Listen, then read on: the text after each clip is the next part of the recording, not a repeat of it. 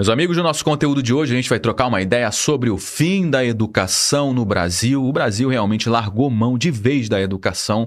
O MEC acaba de anunciar que vai cortar a compra de livros de história, de geografia, ciências e artes a partir de 2026 para o ensino fundamental, mostrando que há uma crise sem precedentes na educação pública brasileira. E para mim não há surpresa alguma, afinal de contas não me surpreende essa ineficiência estatal. Mas para muita gente isso aqui é um tapa na cara, um soco no estômago, principalmente para aquelas pessoas que ainda acreditavam que o governo tinha algum tipo de compromisso com a educação do seu povo, com o futuro da população. É óbvio que não. E qual é a justificativa para esse corte? Segundo o governo, não tem dinheiro, falta caixa. Mas enquanto milhões de crianças mal sabem ler e escrever aos 10 anos de idade no nosso país, um absurdo, o governo segue torrando bilhões de reais com publicidade. Você já viu televisão aberta, meu amigo? A quantidade de propaganda do governo, isso custa muito dinheiro, nosso dinheiro. O governo também continua abastecendo o Congresso Nacional com bilhões de reais em emendas parlamentares, só para garantir que ninguém ouse votar contra o rei. O governo também mantém os bilhões de reais em benefícios fiscais para grandes corporações, para grandes empresas, os lobistas, os bilionários, eles continuam mamando na teta do Estado. Ou seja, meu amigo, não há falta de dinheiro, é só uma questão de prioridades. Enquanto isso, as escolas públicas estão aos cacos, caindo aos pedaços, os professores pedem socorro desesperadamente e o desempenho dos alunos brasileiros em exames internacionais é um verdadeiro vexame. E o que o governo faz para resolver isso?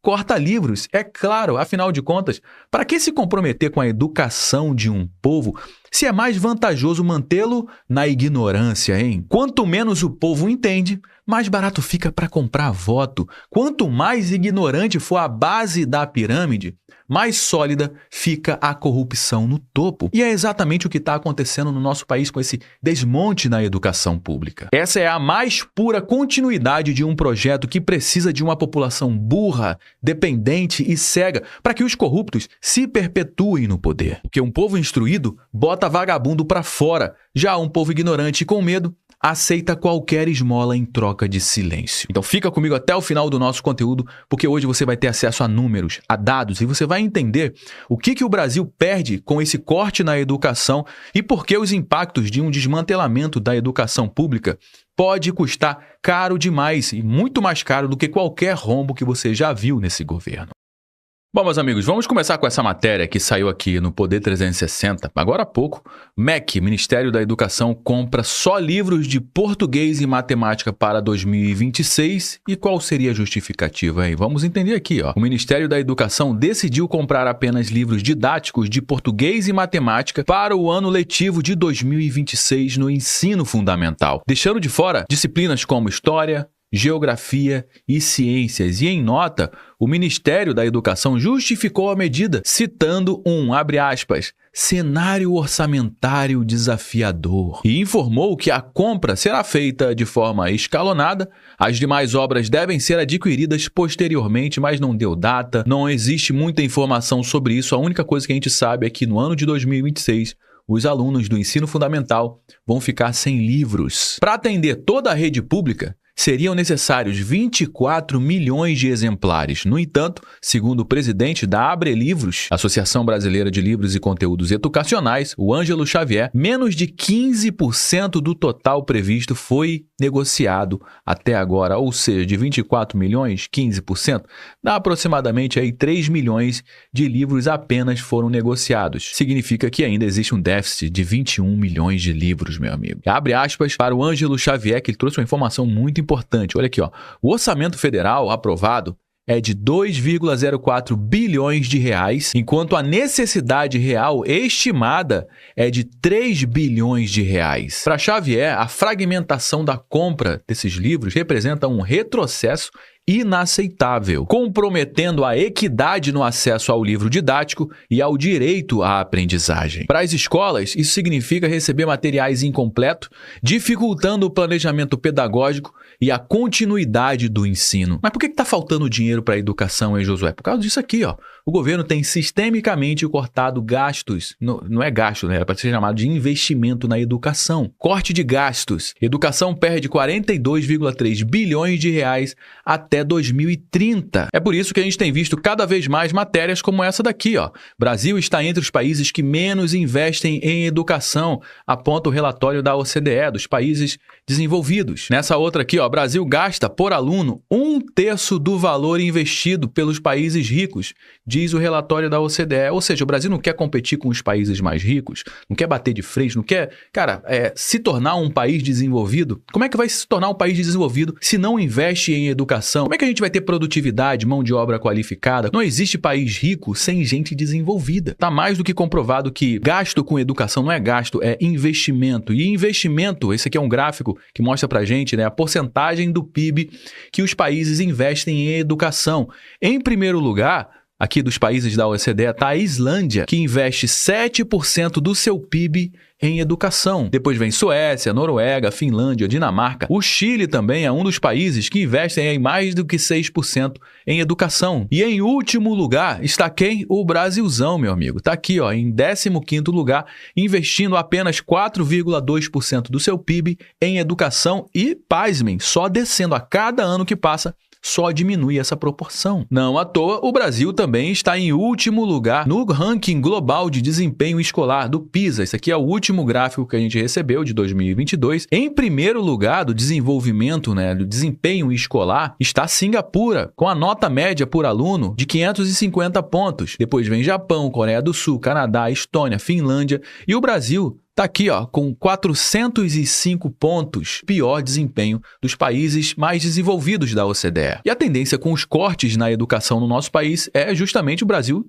tirar cada vez notas menores. E essa daqui foi a evolução do Brasil no ranking global de PISA desde 2000, que é avaliado desde 2000 até 2022. Você vai perceber que lá em 2000, o Brasil ocupava a posição de número 39 no ranking global. Só que de lá para cá, meu amigo, o Brasil entrou em parafuso e olha só a queda vertiginosa. Em 2022, estamos na posição de número 65. E a tendência é só cair com esses desinvestimentos na educação. Curiosamente, a gente pegando aqui os investimentos, vou colocar entre aspas, né, investimentos em educação no Brasil, curiosamente, lá em 2000, o Brasil investia 3,9% do seu PIB em educação e foi aumentando ao longo do tempo o seu, entre aspas, investimento. Será que a eficiência também foi aumentada nesse período? Parece que não, porque aumentou o investimento em educação, porém o desempenho está em queda livre. Mostrando pra gente aqui que não adianta gastar com educação, tem que fazer um trabalho bem feito.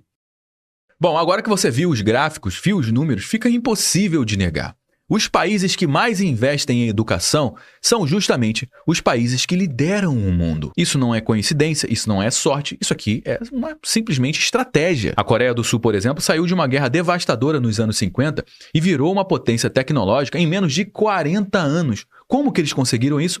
Através de educação em tempo integral, disciplina, professores valorizados e investimento maciço em formação. Singapura, um dos menores países do planeta com 0 recursos naturais, mas transformou seu povo no maior ativo do país, com educação de altíssimo nível, foco em ciência, tecnologia, pensamento crítico. A mesma coisa com Finlândia, Japão, Canadá, Austrália.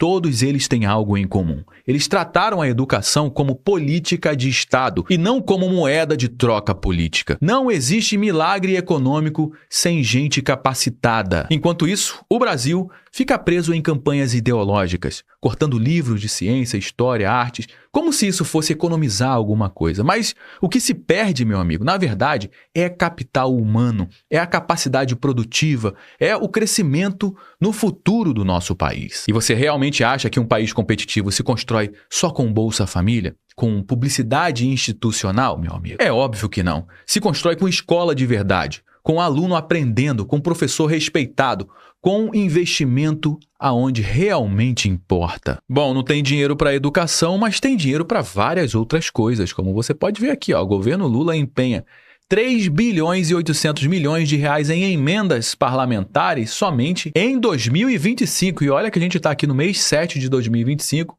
Esse investimento em emendas parlamentares com certeza vai aumentar e vertiginosamente até o final do ano, porque é um ano pré-eleição. A gente falou 3 bilhões e 800 milhões, né? Mas na realidade, reservados para 2025, meu amigo, pasmem, 50 bilhões de reais em emendas reservadas para 2025. Olha aí a prioridade. Lula gastará 3 bilhões e 500 milhões de reais em publicidade para melhorar a imagem do governo em 2025, mesma coisa. Aumenta o gasto em emenda parlamentar de 50 bilhões de um lado, depois aumenta o gasto em publicidade somente para melhorar a imagem do governo, 3 bilhões e meio. Enquanto isso, os cortes continuam acontecendo na educação desse país.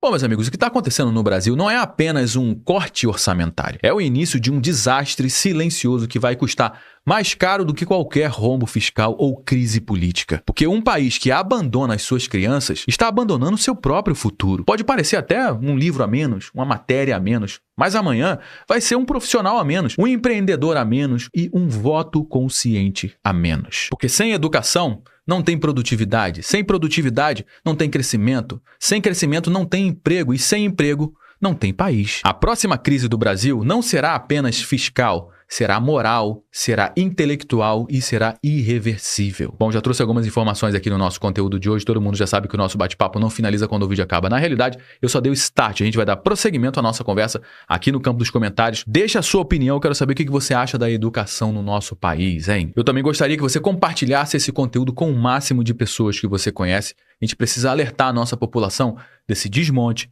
que está acontecendo na educação no nosso país e isso está trazendo um futuro sombrio para as próximas gerações. Se você gostou aqui do nosso conteúdo, deixe seu like. Se inscreva aqui no nosso canal também ativando o sininho. Eu me chamo Josué Aragão, um grande abraço e a gente se vê agora, no nosso próximo conteúdo.